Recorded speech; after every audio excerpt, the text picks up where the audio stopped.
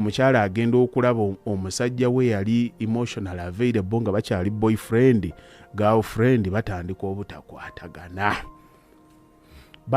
obutakwatagana ate ddala bano ba first timers omukyala yafunye olubuto tomanyi we badiiringa naye omukyala n'afuna olubuto n'alwala takyali kali ka figure 8 ke wali nako n'omutunulira muno n'akumalako emirembe n'atuuka mu myezi 7-8 n'agejja ennyindo naawe n'otya n'ogamba kiki kino nga yoyoowuwo kafiga kali tekakyaliwo mystery yonna ekoze eki eweddemu n'omukyala ne hormones ze mwe zibeera mulimu bano abakasooka n'akatandika okuza bino nno byengenda nnyumyako ababiyiseemu kano ka experience basobola okukategeera mulimu bamama wano abazadde ku baana atuuka tabamanyi kye bayita postnatal stress agenda okuzaala ne kalyonka kamukubaawo abakyala obamanyi ndi waka simanyi mpulira njagala kukaaba ate kaakati buli kaseera mba nsirika omuntu atabangako na mukyala azaddeko kuba ate era mulimu actually n'abamu ababadde nabo naye ng'era amagezi ago tebagalina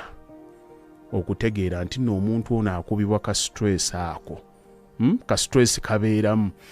omuntu oyo bw'amaliriza okuzaala omuntu buli lwazaala ak'ennyindo kabanyumidde naye sigenda kukaddamu omuntu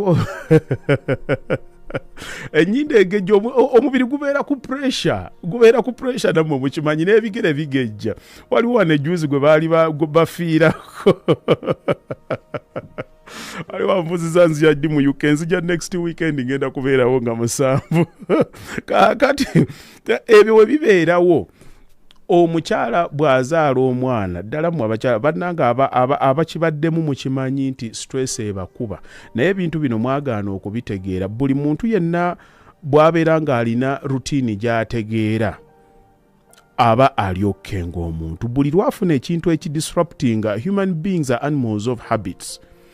twamanyira okubanga tukola ebintu byebimu obudde bwonna ekintu bwe tukikola nga tukiddirira emirundi gyonna we feel comfortable with it the moment we tufuna ekintu ekikyukanyaako ku rutiini yaffe we get inconvenienced bino badde mbibasomesa mu bizinensi mu bintu bingi nnyo bye mbadde nzija nga mbabuulira kati omwana ono bw'omuzaala bw'omuteeka awaka mwe kuba maama abasafarinze postnatal stress omwana oyo ekisookera ddala akujja mu rutiini yo amanyira okugenda ku ssaawa 4 weebaka ekiro akaana kazuukuka ku 6 nga akabaka essaawa 2 bwe kaddamu ne kagira ku 8 ate ku 8 n'ogaana naawe okuddawo essaawa ezisigadde weekanga nga emisana oyagala kutandika kwebaka olw'ensonga nti no tolina straight forward sleep n'obeera nga totegeerekeka kuoli leero enkya toliiko hormones okuva mu tulo buli you easily get agitated abantu ddala fe abavubuka bano bannaakatandika okukola family bw'oba mukyala we atuuse mu mbeera eyo batono nnyo abasobola okitegeera nti omuntu ono tali yekka first of all omulabye gyajjiridde omuntu bw'alwala ennyo kalike nabagambye akasikiriza omulaba omuganda olulimi olw'ebizibu akuyita kutanaka olaba munnadduka bwakwata feesi bwaginyika mu toilet bwakola ki kali kavaawo omukoonakona mu mugongo muno omulaba abizza byonna nga owoza sole naye buli lwotunako bwoti noga kali kavaawo ow'okumabbali kino tasobola kikulaga naye munnoowo mu nnyumba kino akikulaga kyenva nabagaye bannange relationships okubeera awamu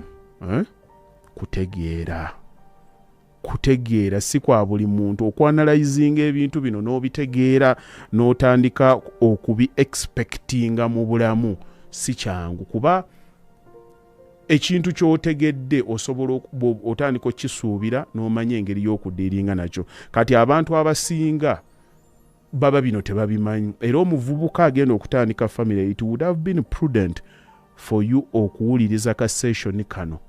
nkulagire ddala ki ekigenda okutuusa abantu gye batabukira ne mu bukulu bwabwe kino nkubuulira ky'abavubuka tutandika we are starting off with life ababadde mu relationships nga bwe zizze zitambula byenjogera basobola okubanga kaakati babikola ki babitegeera